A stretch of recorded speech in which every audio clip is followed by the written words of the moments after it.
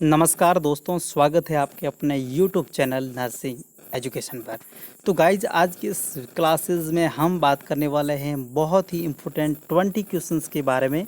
ये 20 क्वेश्चंस आपको 20 मिनट में करने पड़ेंगे। एक बहुत शानदार यहाँ पर टेस्ट हम लेके आ रहे हैं आपके सामने।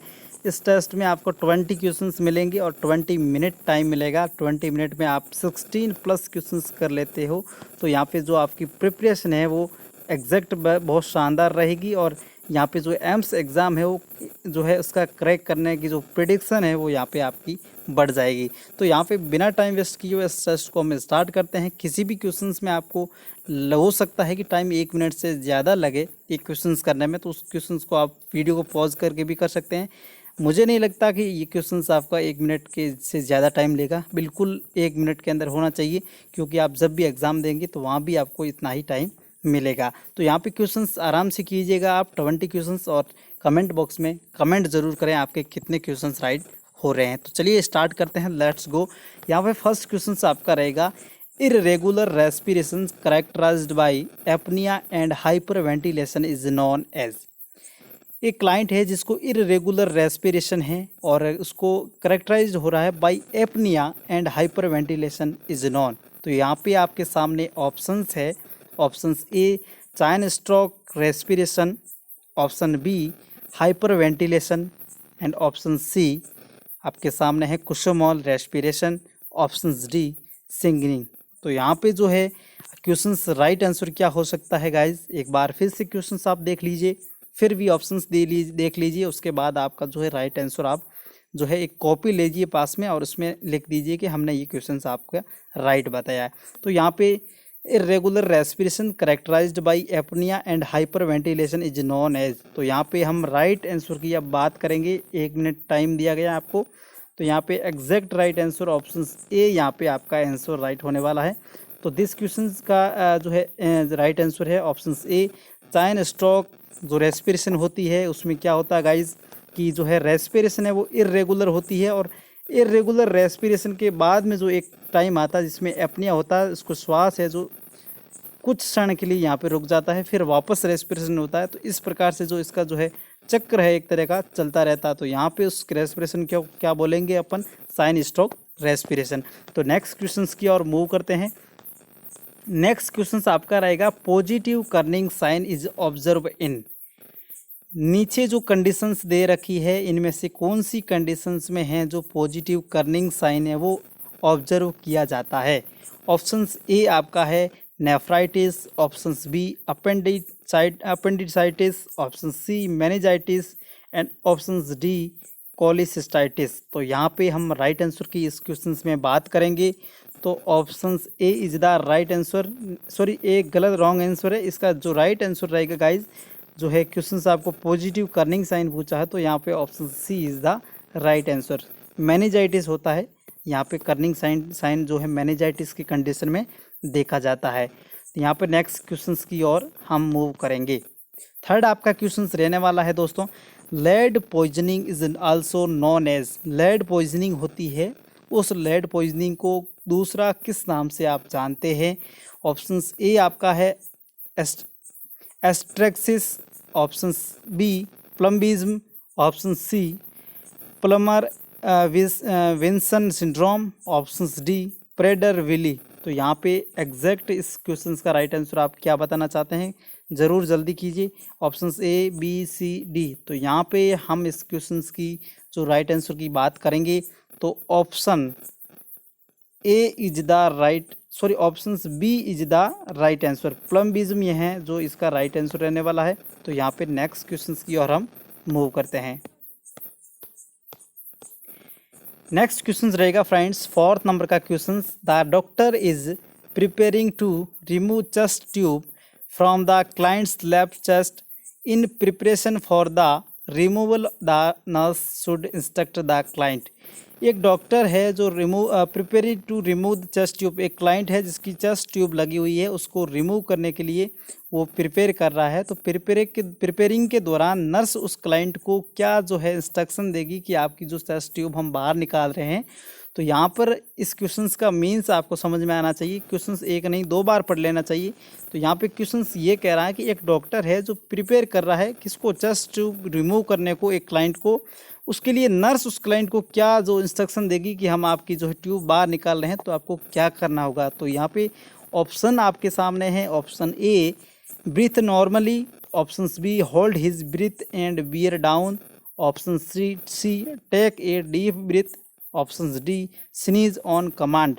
तो यहाँ पे जो क्वेश्चंस आपका मीन्स आपका समझ में आ गया है। Option A, option B, option C और ऑप्शन डी।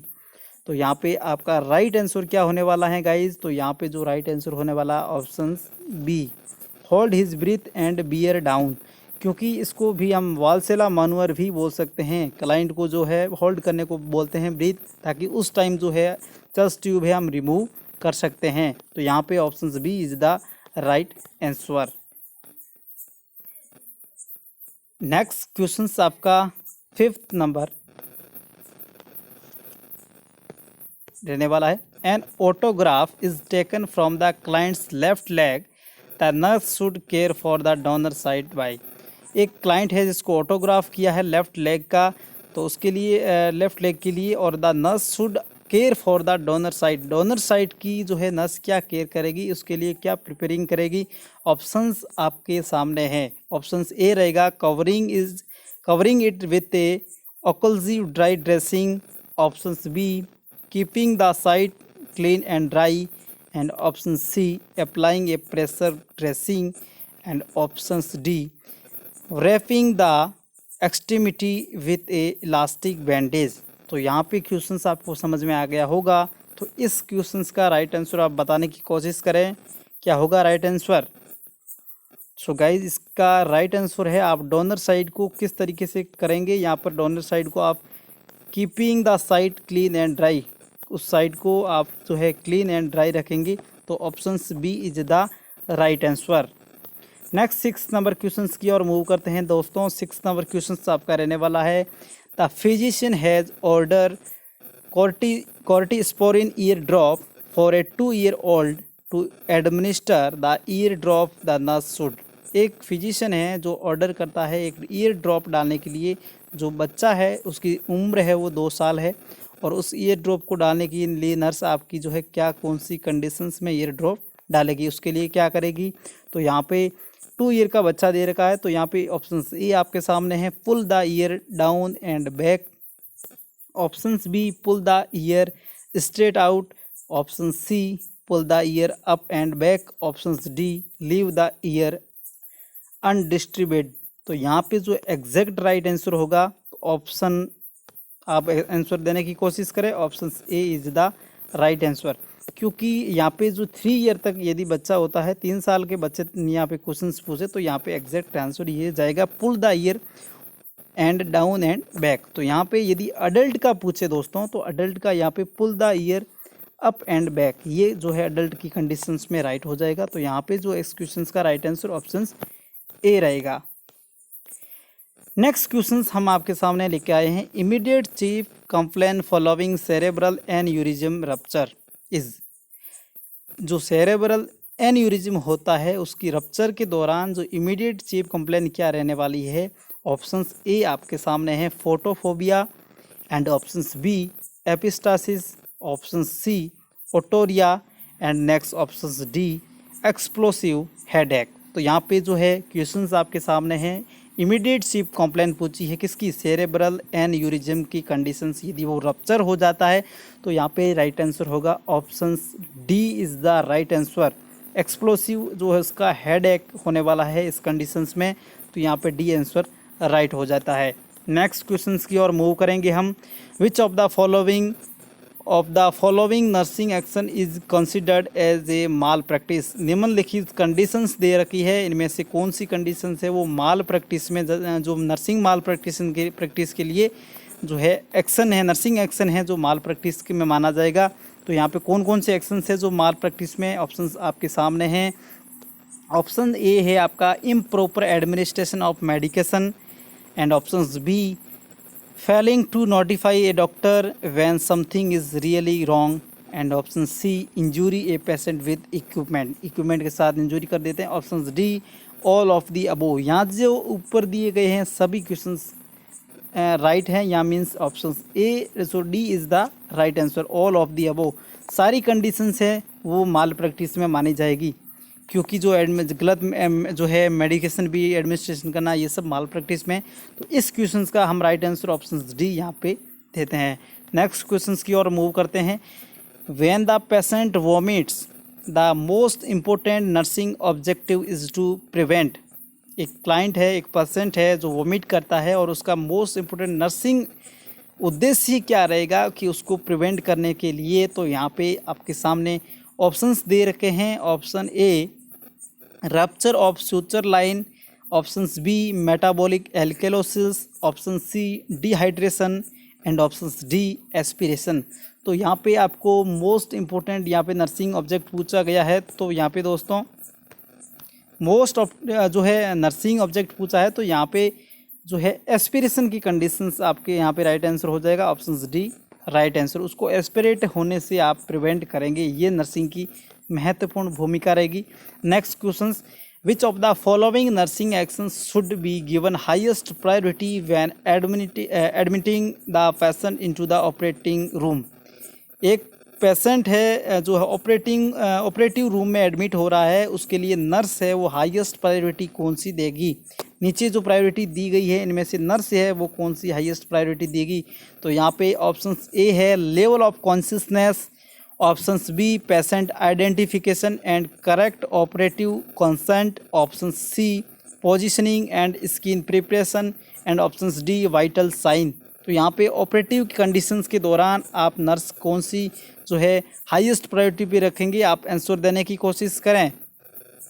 तो दोस्तों हमारी ओर से जो राइट आंसर रहेगा आपका ऑप्शन बी राइट आंसर होने वाला है। पेशेंट का पहले आइडेंटिफिकेशन करेंगे, देन आप उस ऑपरेटिव करने के लिए उससे कंसेंट लेंगे। ठीक है, तो यहाँ पे मोस्ट इंपॉर्टेंट आपको ध्यान रखना होगा, यदि यहाँ पे हाईएस्ट प्रायोरिटी पूछी है और ऑपरेटिव रूम की पूछी है तो यहाँ पे इस कंडीशंस में ये बी ऑप्शंस यहाँ पे राइट आंसर रहने वाला है। नेक्स्ट क्वेश्चंस आपके सामने हैं। In the absence of nurse patient fall from bed, this type injury belong to. एक पेशेंट है जो नर्स की एब्सेंट में वो बेड से गिर जाता है, तो इस प्रकार की जो इंजरी है वो क्या होती है, क्या उसको क्या बोलेंगे। Option A battery, option B negligence, option C टॉट एंड ऑप्शन डी नॉन। तो यहाँ पे जो है पेशेंट नर्स की एब्सेंट में पेशेंट बेड से गिर जाता है, तो इस कंडीशंस में आप क्या कहेंगे, आप आंसर देने की कोशिश करें। क्या रहेगा इस क्वेश्चन का राइट आंसर। तो यहाँ पे हम राइट आंसर की बात करेंगे, option B is the right answer, negligence. ठीक है guys, okay friends, next questions की ओर मूव करते हैं। नेक्स्ट क्वेश्चन आपका रहेगा, in which condition distal pulse is preferred rather than apical pulse. ऐसी कौन सी कंडीशंस हैं जिसमें डिस्टल पल्स को प्रिफेर किया जाता है बल्कि एपिकल पल्स की बजाय जो है आपका डिस्टल पल्स है उसको प्रिफेर किया जाता है। इनमें से कौन सी कंडीशंस है। Options A arrhythmia, options B shock and option C hypertension and option D heart block.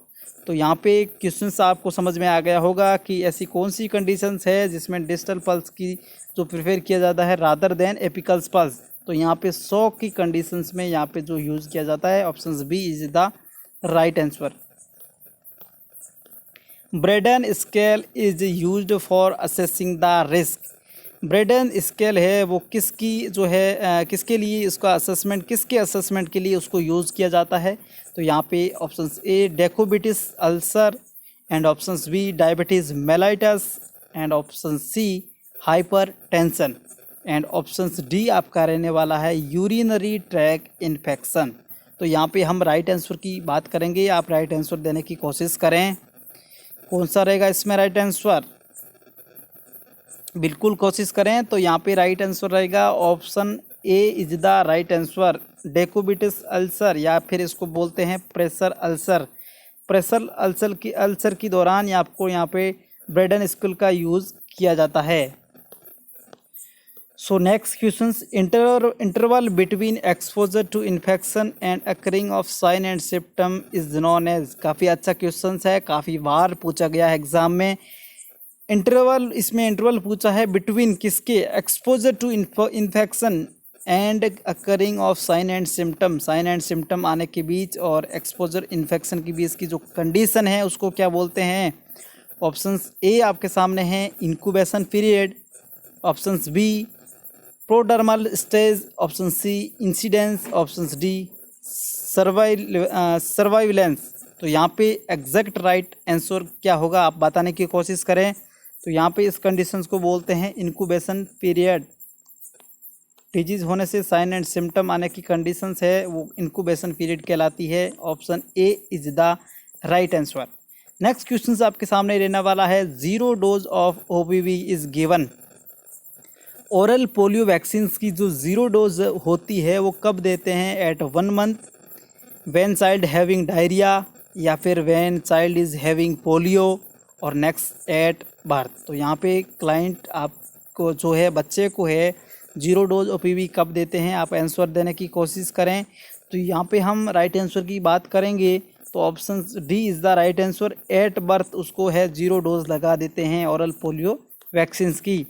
Next question आपके सामने हैं, best indicator of HIV prognosis. HIV के लिए जो है बेस्ट इंडिकेट कौन सा है प्रोग्नोसिस के लिए, CD4 T सेल काउंट या CD4 8 T cell count. Next आपका है HIV RNA and last option है एलाइजा। तो यहाँ पे हम राइट आंसर की बात करेंगे, आप आंसर देने की कोशिश करें। तो यहाँ पे आपका जो है राइट आंसर होगा option A is the right answer, CD4 T cells होती है जो HIV की प्रोग्नोसिस जो है डायग्नोसिस के लिए यहाँ पे बेस्ट इंडिकेटर रहने वाला है। नेक्स्ट आपका question, most common malignancy in AIDS. Acquired immunodeficiency syndrome जो एड्स है उसके लिए मोस्ट कॉमन मैलिग्नेंसी कौन सी है, आपका ऑप्शन आपके सामने है Kaposi sarcoma, option B cell lymphoma, leukaemia, या फिर बर्किट लिम्फोमा। तो यहाँ पे एग्जैक्ट राइट आंसर क्या रहेगा, आपके सामने ऑप्शंस है, क्वेश्चंस और ऑप्शंस दोनों दे रखे हैं। तो यहाँ पे हम राइट आंसर की बात करेंगे, option A is the right answer, Kaposi sarcoma है जो कॉमन मैलिग्नेंसी है एड्स की कंडीशंस में इसको देखा जाता है। Next questions, after menopause in woman chances of developing osteoporosis increase because of. एक वुमन है जिसको मेनोपॉज हो रखा है, मेनोपॉज मीन्स आपका जो है मेंस्ट्रुअल पीरियड है वो आना बंद हो गया है, मीन्स 45 टू 50 ईयर एज के बीच में, या फिर एग्जैक्ट आपको पूछे तो 48 ईयर के बाद में आपका जो है सो मेंस्ट्रुअल साइकिल है वो पीरियड है वो आना बंद हो जाता है। तो उस कंडीशंस में है उसको ऑस्टियोपोरोसिस होने के चांसेस बढ़ जाते हैं, किसकी वजह से।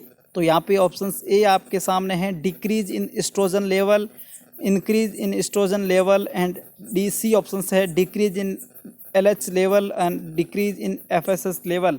तो यहाँ पे राइट आंसर की हम बात करेंगे तो option A is the right answer, decrease in oestrogen level. Estrogen क्या करता है गाइज, इसमें एस्ट्रोजन है ऑस्टियोक्लास्ट, जो उसकी जो है ऑस्टियोक्लास्ट है उसको मेंटेन करता है, मींस उसकी एक्टिविटी को वो है जो है बढ़ने नहीं देता है, डाउन डिक्रीज़ करता है। यदि एस्ट्रोजन की कमी हो जाती है तो ऑस्टियोक्लास्ट की एक्टिविटी बढ़ जाती है, मींस जो है बोन का रिजॉर्प्शन हो जाता है जिसकी वजह से वो ऑस्टियोपोरोसिस की कंडीशन देखने को मिलती है। नेक्स्ट क्वेश्चन आपका, largest cell in human body is. Human body की इनमें से कौन सी सेल है वो सबसे लार्जेस्ट सेल है। तो यहाँ पे myelin cell, glial cell, osteocyte, या फिर ओवम। तो यहाँ पे आप राइट आंसर देने की कोशिश करें, हम राइट आंसर की इस क्वेश्चन में बात करेंगे। तो option D is the right answer, ovum है वो सबसे बड़ी सेल है। और स्मॉलेस्ट सेल पूछे तो यहाँ पे क्या होगा, आप आंसर ज़रूर करें। स्मॉलेस्ट सेल की यदि क्वेश्चंस पूछे तो यहाँ पे होगा स्पर्म। तो इस प्रकार से नेक्स्ट क्वेश्चंस की ओर मूव करते हैं। आज के इस क्वेश्चंस का लास्ट क्वेश्चन है, when do coronary arteries primarily receive blood flow. Coronary artery है वो ब्लड फ्लो है सबसे पहले कहाँ से रिसीव करती है, during inspiration, during diastole, during जो है एक्सपायरेशन, या फिर ड्यूरिंग सिस्टॉल। तो कोरोनरी आर्टरी पूछा गया है तो यहाँ पर राइट आंसर होगा during diastole, option B is the right answer. तो यहाँ पे आपको 20 क्वेश्चंस में से कितने क्वेश्चंस आपका जो है राइट हो रहे हैं, मीन्स आपका 17 हो रहा है, 15 है, 14 है, 10। तो जितने भी राइट आंसर हो रहे हैं कमेंट बॉक्स में आप कमेंट ज़रूर करें और अपना जो स्कोर ज़रूर बताएं। तो ये वीडियो आपको अच्छा लगा होगा, अच्छा लगा तो इस वीडियो को लाइक शेयर सब्सक्राइब कीजिए। थैंक यू गाइस, पढ़ते रहिए, बढ़ते रहिए, स्वस्थ रहिए, मस्त रहिए। Thank you.